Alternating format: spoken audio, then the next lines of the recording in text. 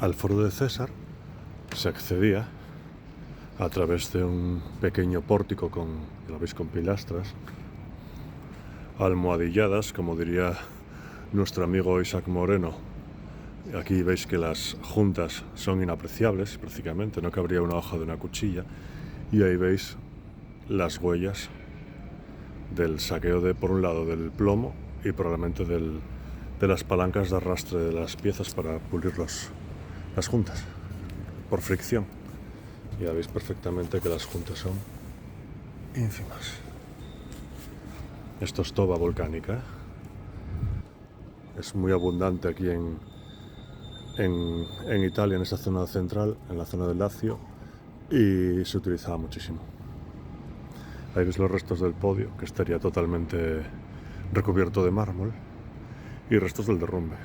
Esos fragmentos, pues muchos de ellos, claro, al derrumbarse, pues al estar tan rotos no les encontraron utilidad y por eso están ahí. Y más restos de derrumbe todo alrededor. Ahí veis una pequeña porción que no será un resto del propio edificio, sí, es un revestimiento. Luego el interior de los templos se dotaba de salas donde se podía guardar pues el tesoro que dejaban los visitantes. Y aquí veis el almohadillado perfecto. Luego por aquí pues habría tiendas y sabemos que había una gran letrina. Aquí veis más restos de materiales que muchas veces se encontraron in situ y otras veces se depositan ahí porque no hay donde ponerlo todo. Ahí hay otro cuarto donde tiene material que no se puede archivar o exponer en un museo. Y luego todas estas columnas que veis aquí pues iban revestidas de mármol, que bueno, los romanos intentaban en la medida de lo posible hacer eso. Hacían una estructura resistente que no fuese demasiado costosa en hormigón o ladrillo, y luego lo que hacían era revestirlo de mármol. Daba la apariencia de ser un edificio entero de mármol, pero resultaba más barato y se podían hacer proezas arquitectónicas mucho mayores que si solo se hiciese de mármol.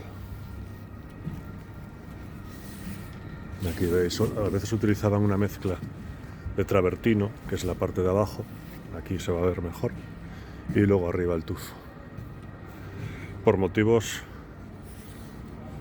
arquitectónicos, también de belleza, y luego también porque, bueno, pues parece ser que presenta una mejor resistencia a los movimientos sísmicos, y eso pues es también importante. Más restos de elementos arquitectónicos. Ahí veis el pavimento, que está pues bastante hundido, claro, por el peso del edificio y el tiempo, pues el pavimento cede, se hunde bastante.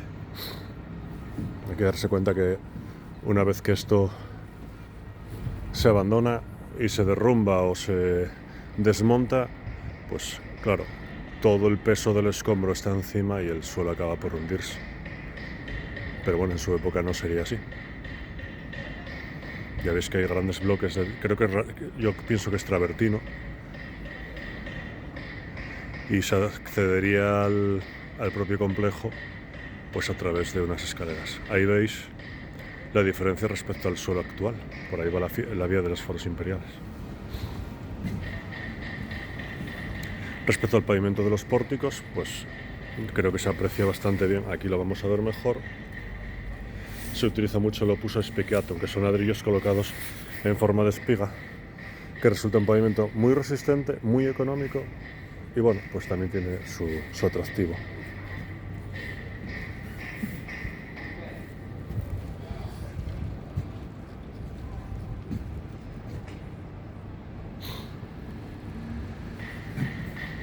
¿Sabe? Aquí tenéis las impresionantes columnas del templo de Venus Venetrix, al que se accedía por unas escaleras laterales. Ahí os enseño un poquito los restos del pavimento. el cierto efecto ornamental que tiene el travertino en la parte inferior y el tufo o la toba en la parte superior, incluso la utilización también de ladrillos, como ese arco de doble rosca. Hay que ver lo que estoy aprendiendo con Isaac Moreno. Aquí os muestro lo que son las escaleras de acceso, escaleras laterales. No tenía un acceso frontal como muchos de los templos. Y ya veis, en la parte de abajo toba volcánica y luego iría todo recubierto de mármol. Las columnas veis que bueno, quedan 4 fragmentos, que son los que veis de color blanco, que son las de travertino, y el resto son ladrillos que nos permiten, bueno, por lo menos hacernos el arquitrabe ahí arriba, que está bastante dañado, algunas bases aisladas de columna, algunas basas aisladas, perdón, que nos permiten hacernos un poco la idea de cómo sería la altura del templo. Os recuerdo que por dentro había un montón de obras de arte, era como una especie de museo, incluida la estatua de Cleopatra de oro, que como os dije antes desató bastantes problemas en Roma. Ahí veis pues escalones originales y luego el resto pues bueno, podrían ser podrían ser los originales también de ladrillo, pero estarían recubiertos de mármol. Es más fácil y más barato cortar losas de mármol y revestirlo. Y ahí veis pues un montón de material que es hormigón mezclado con piedra, en este caso volcánica, que sería el núcleo del templo.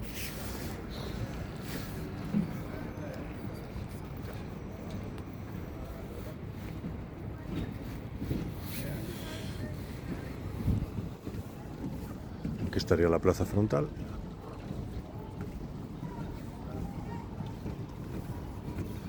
Seguimos con el pórtico.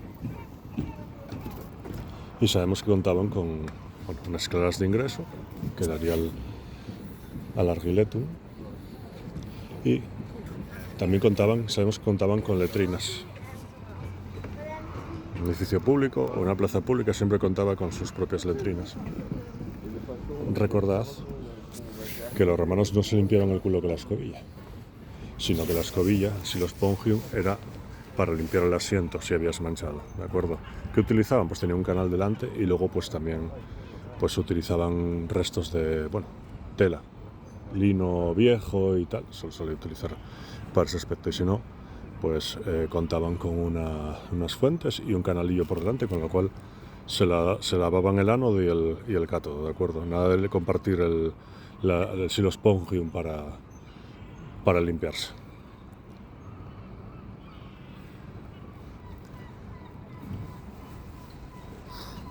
Aquí veis el podio con algún elemento arquitectónico, como veis. No es el típico templo que tenga la grada de acceso vertical, la escalera de acceso vertical, frontal. Eso lo vamos a ver repetido también en templos como el templo del Divino Julio, que está en el propio Foro Magno.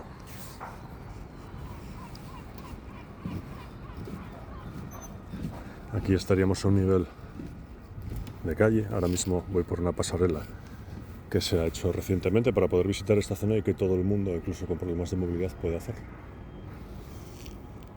Restos de derrumbe tremendos. Nivel de la plaza,